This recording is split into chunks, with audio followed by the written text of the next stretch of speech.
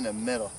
Hey YouTube, Brad C here. Today we're going to be looking at the SAS Tactical Survival Bow. Now, you know I like to do an unboxing, but I have a little story here. Basically, long story short, I was robbed. And I mentioned this in some past videos, but I went to the range, I came back, somebody stole a bunch of my equipment, they stole a couple of my guns, they stole this bow. The good news was the thief was into archery, so he ends up keeping this and a few other things, and he moves on the more expensive guns. Now, they did a raid on his house. I got the bow back, and the Velcro strap around here was gone. I feel bad because I really wanted to do an unboxing and show how it would have came. It is what it is, folks, but let's get in on this review. I got the bow back, so no complaints, and I love this bow, so let's take a look at it. Now, you may be thinking, another survival takedown bow? You know, there's a lot of them out there, and I've got them all, trust me. You've seen my reviews on a lot of them. This is my favorite. If I were going to take one bow in my survival pack or in my bug out bag and I wanted it to last forever, this would be it.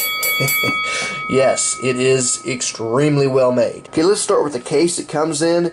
This doubles as a quiver, so you can throw this over your back. The stitching is really nice in this. Nice multicam. You've got a compartment back here where you can actually put stuff in, put your string, put you know, whatever you wanted in here, and then of course your arrows go down through here. Okay, now the string that comes with it is a nice Dacron Recurve string, made in the USA. Now the bow itself, as you can see, it packs down to 21 inches. When you open the bow up, it's going to be 60 inches. Now again, it normally comes with a Velcro strap that goes around here, but my thief took the Velcro strap. I have some of my wife's hair breadths, or I guess that's what those things are called, but they actually work really nice.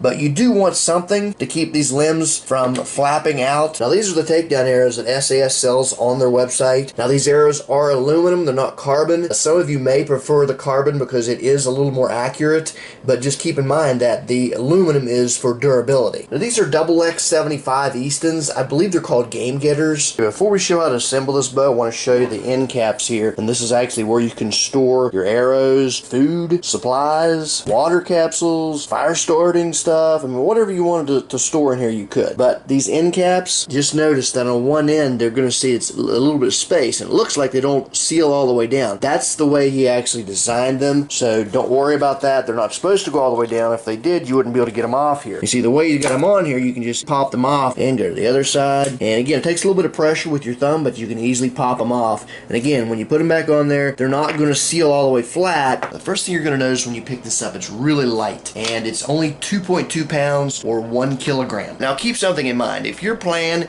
is to be out in the woods with your pack and you've got this in there and you see a buck and you're like, oh boy, I'm going to get my bow out here and put the string on it. No. That's not how it works. Anyone that hunts knows that just the slightest sound is going to send a deer completely gone. So you're obviously going to have this thing in your bag, then you're going to have to get it ready, then you're going to go into hunting mode. So don't think that you're going to actually pull this thing out and assemble it when you see a deer. That's not the way it works. Okay, let's go ahead and pop open these limbs. Now they're going to pop open, but this is not ready. One of these needs to be reversed. There's one side that has 2 holes in it. One side has 1, one side has 2. The one that has 2, you're going to need to take off the screw, flip this limb over, and then you're ready to go. Now right now I've just got this hand tight, so it's going to be very easy to take this off. Now this screw here is only holding the bolt in place. It's actually made of nylon, and in fact, you don't even need this. If you would lose this, I know a lot of you thinking, oh, what if you lose that? Well, if you lose that, doesn't matter. The string retention will actually hold this bow, and you can shoot it without the actual nylon insert. And there's videos of people doing that. Now we're going to flip this around to where both limbs are going to open up the same direction.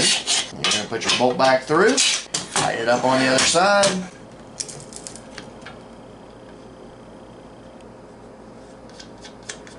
And you're good to go.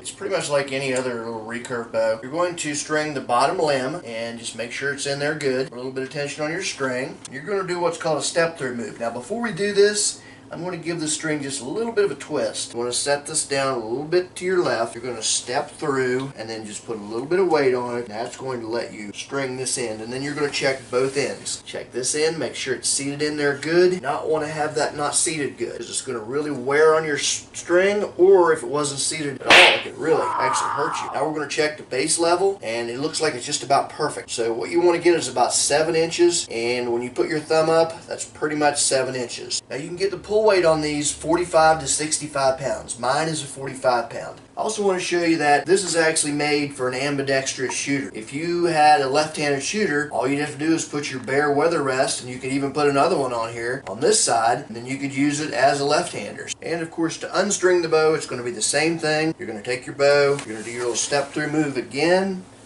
This time, it's going to release tension. Carefully pull your string off. The bow is 60 inches tip to tip. The limbs are made of a fiberglass composite, and that's going to be pretty much normal with any takedown survival bow. Now the riser is made of high-grade aluminum. You've heard of aircraft-grade aluminum. This is actually aerospace-grade aluminum, which is just a step higher. Now it's been pre-treated to be non-reflective, and it makes it to where if you want to paint this, it's going to stick on there better, and it's going to be, like I say, non-reflective. So if you want to paint this camo or whatever, you're ready to go. The rest that comes with this is a bare weather rest, and if you've ever had one of these, you'll love them. Here we have, this is actually metal, this is not a sticker. SAS Survival Archery Systems Tactical Survival Bow. He who prepares survives. Now these bolts are made of high tension steel. They're non-corrosive, they won't corrode, they won't rust. Even the washer, stainless steel. And you're going to see a lot of people say, well, you know, why a survival bow when you can just buy a regular recurve bow? Well, I'll tell you what, you take your regular recurve bow and you throw it in the ocean, and I'll throw this in there, and then we'll take it out, you know, a month or two later, and we'll see whose has been completely corroded up and ruined. So this is, you know, not only for its compactability, but also for its durability. Now on SAS website, they actually have clocked these things at 200 feet per second. I just want to show you how I personally will be keeping this bow. I'll be keeping 3 arrows, 3 of my takedown arrows, stored inside the bow. Now you can actually put 5 in here. I'll put a link in the info section. SAS actually shows you how to put 5 in. I just want 3, so I'm going to put my string in there, and I may put like maybe a little fire starting kit inside there. On this side, I went ahead and put my string in, and then my takedown tips, and then I'm going to gently put it in there, and now I'm going to put the end caps on. Okay, I've got everything in there. I've got 3 arrows and my string, and it's ready to go. Okay, let's test this out. Now we've got a few bags here. We've got an old Alice pack, a Ruger 1022 bag, a bag by Tactic Shop that I did a review on. Now this is a bag I haven't reviewed yet, but it's coming. Where do you see this beast? It's from the Badlands, and I mean, it is a beautiful bag. Okay, the Badlands bag is going to fit quite easily, but okay, in the Tactic Shop bag, it fits. I don't know if you can see it there, but it just barely fits. I mean, it's right to the top. Even 1 inch, and there's no way it would fit in this bag. Alice pack, it's going to fit in there, no problem. Maybe, I'll tell you what though, it's actually closer than what I thought. It just barely fits in there. Now look at this, that Ruger 1022 bag. I can't believe this. Actually fits in there perfect. I've even got my gun in here. I've still got the gun in there. I'm gonna see if that thing will actually, yeah, look at that. It's actually gonna zip. Yep, fits in there perfect. That's pretty cool. I may actually leave that in there. That's really cool. Love it. Okay, let's take a few shots with this bow and see how it works. Wow, not bad. Right down the middle. Try another one. Certainly no master archer. Just purely just shooting off instinct. Cool. Right down the middle. That cheap Walmart target, I knocked it over, so I'll have to get down and set that back up. I missed that one.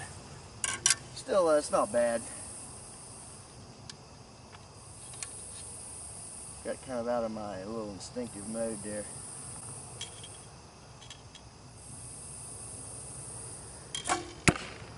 Right down the middle.